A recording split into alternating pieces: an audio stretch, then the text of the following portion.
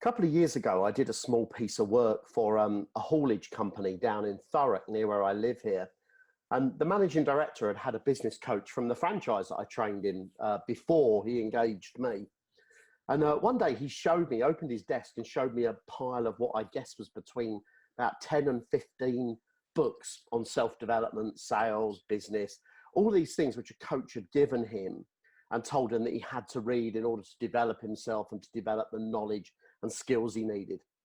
Now, I get this because in the franchise, we used to say an educated client is an easy client, i.e., the more I can get you to read and explore ideas, the easier my relationship with you becomes. But the trouble is, reading takes a huge amount of time. So is it really worth it? Is it really good use of your time?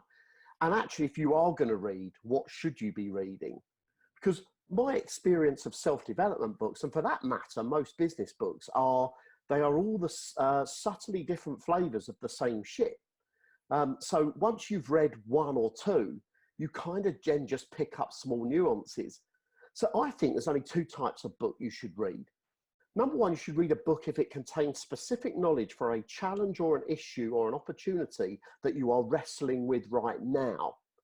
And secondly, you should read a book if it inspires you or in some way will broaden your understanding across a range of subjects that may be indirectly or directly relevant to what you do in your company.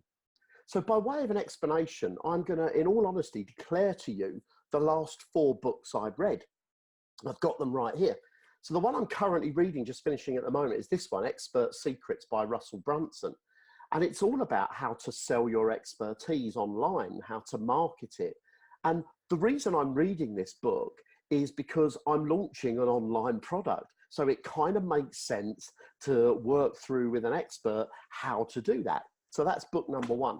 Book I finished just recently is The Science of Storytelling by Will Storr, because a lot of the work I do with people is helping them to understand how their internal story, both about their company, themselves, and other people, shows up in how they behave and the decisions they make.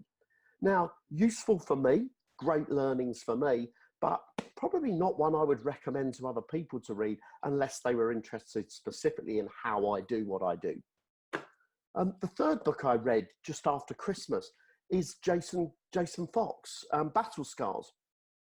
This is a book about Jason, who was a special forces operator, and his experiences, particularly dealing with PTSD.